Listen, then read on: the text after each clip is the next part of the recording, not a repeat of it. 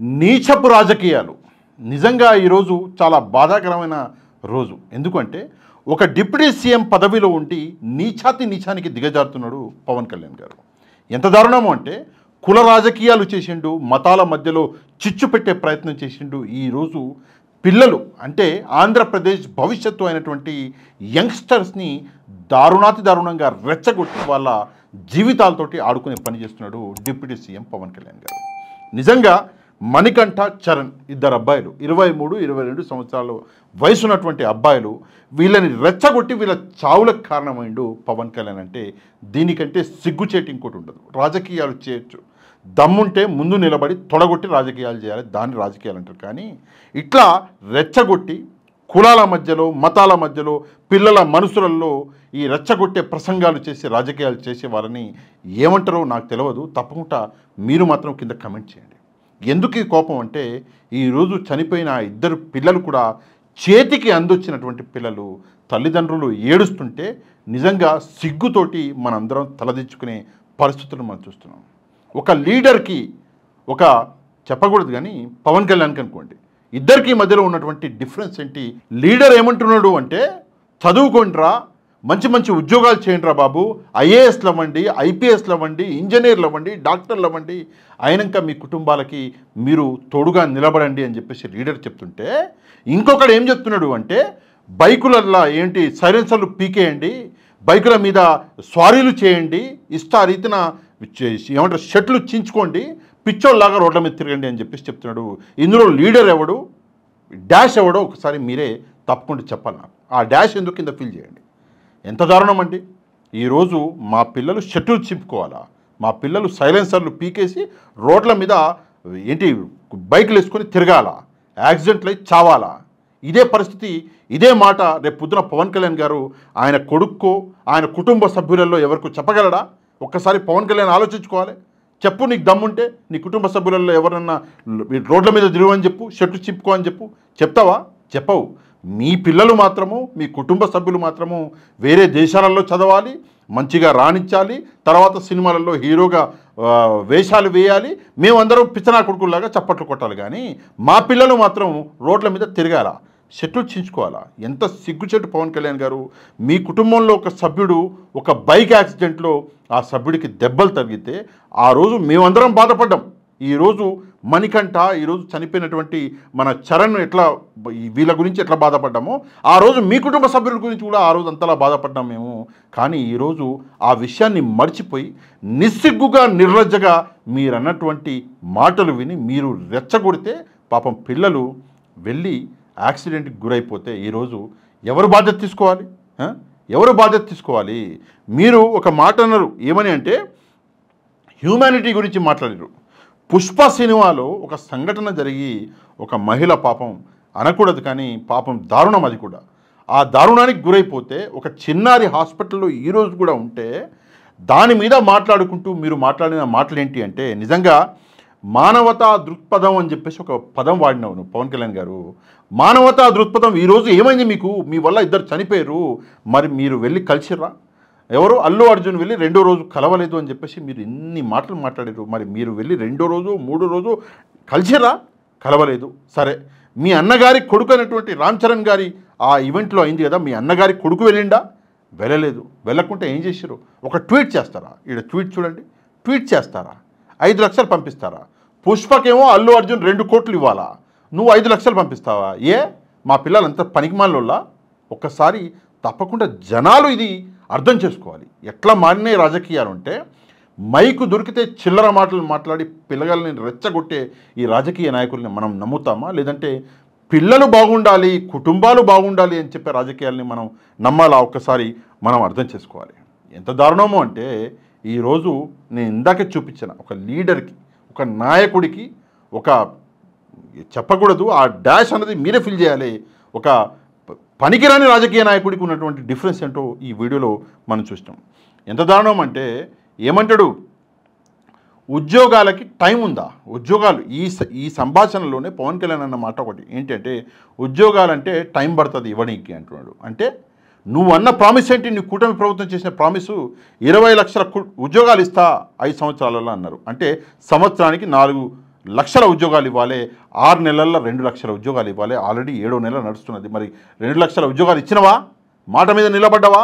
ఒక్కసారి ఆలోచించుకోండి పవన్ కళ్యాణ్ గారు, ఒక్కసారి ఆలోచించుకోండి ముఖ్యమంత్రి చంద్రబాబు నాయుడు గారు. 2 లక్షల ఉద్యోగాలు ఇవ్వలేదు, మీరు మోసం చేసే ప్రజల్ని. సరే ఉద్యోగాలు ఇవ్వకపోతే నిరుద్యోగ భృతి ఇస్తా 3,000 రూపాయలు అన్నావు, ఆ 3,000 రూపాయలు ఇచ్చినవా? అది కూడా ఇవ్వలేదు. ఈరోజు మైకు పట్టుకొని ఉద్యోగాలు ఇవ్వడానికి టైం పడుతుంది, అప్పటిదాకా రోడ్ల మీద తిరగండా, చెట్లు చించుకోండా. ఇదా పద్ధతి ఒక డిప్యూటీ సీఎం మాట్లాడేది? ఎంత సిగ్గుచేటు. రెండోది, మా పిల్లలు రోడ్ల మీద తిరుగుకుంటా, చెట్లు చింపుకుంటా, సైలెన్సర్లు పీక్కొని బైకుల మీద తిరగడం దేనికంటే మీలాంటి వాళ్ళకి ఓట్లు వేయడానికా? చదువుకొని యోగ్యులై ఐఏఎస్లు, ఐపీఎస్లు, కలెక్టర్లు, ఇంజనీర్లు, డాక్టర్లు అయితే మా పిల్లలకి మీ నిజస్వరూపం తెలుస్తుంది అని చెప్పేసి మీకు భయం. అందుకే పిల్లలు చదవకూడదు.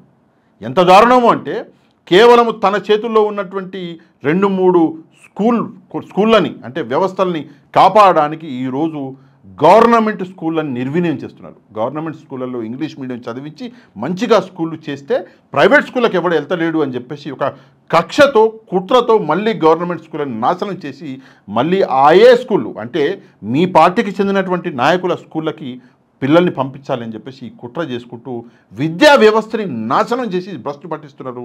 అంటే దీనికంటే దారుణం ఇంకోటి ఉంటుందా? ఒకసారి ఆలోచించుకోవాలి పవన్ కళ్యాణ్ గారు.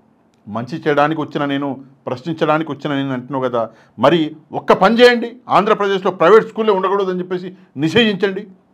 అందరూ పిల్లలు గవర్నమెంట్ స్కూల్కి వెళ్ళాలని చెప్పేసి రూల్ పెట్టండి, చూద్దాం. దమ్ముంటే దెబ్బకి మీ డిప్యూటీ సీఎం కుర్చీ లేచిపోద్ది. అది పరిస్థితి. మంచి చేయాలంటే కావాల్సింది ధైర్యం, మంచి చేయాలంటే కావాల్సింది దమ్ము. ఆ దమ్ము ఆ ధైర్యం లేకపోతే ఉట్టి మాటలే మాట్లాడతాం. మీరు ఒక సినిమా ఈవెంట్కి ఒక డిప్యూటీ సీఎంగా వెళ్ళడం అన్నదే సిగ్గుచేటు. అది కాకుండా వెళ్ళినాక ఆ సినిమా గురించి మాట్లాడుకుంటా, రాజకీయాల గురించి మాట్లాడుకుంటూ అక్కడ పిల్లల్ని రెచ్చగొట్టే పనులు చేయడం అన్నది ఇంకా దారుణం. ఇంతకుముందు మీరు అన్నమాట ఏమన్నారు? మీరే ఏం క్లియర్గా అన్నారు ఏంటి? మేము డబ్బులు ఇన్వెస్ట్ చేసి సినిమాలు తీస్తే దీంట్లో ప్రభుత్వ పెత్తనం ఏంది అని చెప్పేసి ఒకప్పుడు జగన్మోహన్ రెడ్డి గారు ఉన్నప్పుడు అన్న మీరు ఈరోజు అదే సినిమా ఇండస్ట్రీ వాళ్ళు నా దగ్గరికి రావాలి, హీరోలు రావద్దు, ఇండస్ట్రీలో పెద్దలు రండి అని చెప్పేసి చెప్తున్నారంటే మీ దగ్గరికి ఎందుకు రావాలి? మీరన్నమాటే కదా, సినిమాలు మేము డబ్బులు పెట్టి చేస్తున్నాము, ప్రభుత్వం ఇందులో ఎందుకు జోక్యం చేసుకోవాలి అన్నారు కదా. మరి ఇప్పుడు మీరు ఎందుకు చేసుకుంటున్నారు జోక్యం? రెండోది, మీ నాయకుడు, ఇక్కడ ఒక నాయకుడు ఉన్నాడు, ఈయన టీడీపీ నాయకుడు, ఈయన ఏమంటున్నాడు ఒకసారి వినండి. సినిమా వాళ్ళని, నిర్మాత మండలిని నేను థియేటర్ ప్రశ్నిస్తున్నాను. బెనిఫిట్ షో అంటే ఎవరి బెనిఫిట్ కోసం మీరు షో వేస్తున్నారు? ఎందుకు ప్రభుత్వంతో అదనంగా పర్మిషన్ తీసుకుంటున్నారు? అంటే మీ లాభాల కోసం ప్రభుత్వం బెనిఫిట్స్ అనుమతి ఇవ్వాలా? బెనిఫిట్ ఎవరి కోసం? సమాజం కోసం. ప్రభుత్వం ఇస్తున్న పర్మిషను ప్రభుత్వం ఎప్పుడు ఇవ్వాలా? బెనిఫిట్స్ షోకి ప్రజాశ్రేయస్ ఉన్నప్పుడే పర్మిషన్ ఇవ్వాలా. ఎవడో నిర్మాతల కోసం, డబ్బులు ఉన్న వాళ్ళ కోసమో బెనిఫిట్స్ ప్రభుత్వం ఎందుకు ఇవ్వాలా? ఎక్కువ బెనిఫిట్స్ ఇవ్వడం వల్ల ఇచ్చారు బెనిఫిట్స్. నియంత్రణ ఎక్కడ ఉంది మీకు టికెట్ల మీద? ఓ పక్కన టికెట్లు నియంత్రిస్తుంది, టికెట్లు నియంత్రించాలని చెప్తూ ఉన్నారు, కానీ బెనిఫిట్స్ నియంత్రణ లేదు. ఈ నాయకుడు ఏమంటున్నాడు అంటే క్లియర్గా అసలు ఎందుకని చెప్పేసి మనము ఏంటి బెనిఫిట్ షోలు ఇవ్వాలి, ఎందుకని చెప్పేసి టికెట్ ప్రైజులు హైక్ చేయాలి అని చెప్పేసి ఈ నాయకుడు మాట్లాడుతున్నటువంటి మాటలు. నేను ఈరోజు అంటే పుష్ప సినిమాకి సంబంధించి ఆ నాయకుడు ఆయన మాట్లాడిండు, టీడీపీకి సంబంధించినటువంటి నాయకుడు. నేను ఈరోజు మరి టీడీపీ పార్టీని అడుగుతున్నా, నేను ఈరోజు జనసేన పార్టీని అడుగుతున్నా, ఎందుకని చెప్పేసి గేమ్ చేంజర్ సినిమాకి ప్రైజ్ హైక్ ఇచ్చారు, ఎందుకని చెప్పేసి 6 షోలు ఇసుకోవడానికి అనుమతి ఇచ్చారు, ఎందుకని చెప్పేసి డాకు మహారాజ్ అని చెప్పేసి సినిమాకి మీరు ప్రైజ్ హైక్ ఇచ్చారు? బాలకృష్ణ గారిదనా ఇది? రామ్ చరణ్దనా? అంటే పుష్ప సినిమాకి ఒక రూలు, రామ్ చరణ్ అయితే ఒక రూలా? పుష్ప సినిమాకి ఒక రూలు, డాకు మహారాజ్ అయితే బాలకృష్ణ అయితే ఒక రూలా? నిజంగా దీనికంటే దారుణం ఇంకోటి లేదు, సిగ్గుచేటు ఇంకోటి లేదు. ఎందుకంటే మీకు భయం, మీ మనసులలో భయం పుడుతున్నది. ఆ భయం పేరే అల్లు అర్జున్. ఈరోజు కాకపోతే రేపు మీకై కూర్చుంటాడు అని చెప్పేసి మీకు తెలుసు. ఈరోజు పరిస్థితులు ఏంటి అంటే పవన్ కళ్యాణ్ ఫోటో ఒకటి, అల్లు అర్జున్ ఫోటో ఒకటి తీసుకుని నార్త్ ఇండియాకి పోతే పవన్ కళ్యాణ్ని పట్టించుకునేవాడు ఎవరు లేడు. ప్రతి ఒక్కడు అల్లు అర్జున్ గుర్తుపడతారు. అంత పాపులర్ అయిపోయిండు అల్లు అర్జున్. ఆ భయం అన్నది మనసులో పట్టుకొని అల్లు అర్జున్ మీద కక్ష. దీనికంటే దిగజారుడు రాజకీయం ఇంకోటి ఉంటుందా? ఒకసారి అర్థం చేసుకోవాలి. మనం కూడా ప్రజలము, మనమే అమాయకులం. వీళ్ళందరూ ఏంటంటే నిజంగా చెప్తున్నా కదా, దారుణాలు కళ్ళకు కనిపించేటట్టు దారుణాలు జరుగుతున్నా కూడా ప్రజలకి అర్థం కావట్లేదా? లేదా అర్థమయ్యి కూడా కళ్ళు మూసుకున్నారా? నాకు అర్థం కావట్లేదు. ఒక్కసారి ఆలోచించండి. నేను అడుగుతున్నా ఇప్పుడు ఒక ప్రశ్న, ఆ ప్రశ్నకి సమాధానం ఇవ్వండి. మీరు కూటమి ప్రభుత్వాన్ని గెలిపించి తప్పు చేసిర్రా లేదా? ఈ ఒక్క ప్రశ్నకి నా కమెంట్లో సమాధానం చెప్పండి. ఈరోజు మీరు చేసింది తప్పు అని చెప్పేసి మీకు అనిపిస్తుందా లేదా? ఈ ప్రశ్నకి తప్పకుండా కమెంట్లో సమాధానం చెప్పండి. ఈ వీడియోని మీకు తెలిసిన వాళ్ళందరికీ తప్పకుండా పంపించండి. ప్రజలందరి దాకా నిజాలు చేరాలి కాబట్టి తప్పకుండా ఈ వీడియోని లైక్ చేసి షేర్ చేయండి. అందువల్ల వీడియో అనేది వైరల్ అవుతుంది. ఇక ఎవరైతే మన ఛానల్ని సబ్స్క్రైబ్ చేసుకోలేదో తప్పకుండా ఛానల్ని సబ్స్క్రైబ్ చేసుకోండి. నెక్స్ట్ వీడియోలో మళ్ళీ కలుద్దాం. అంతవరకు థ్యాంక్ యూ వెరీ మచ్. జై హింద్.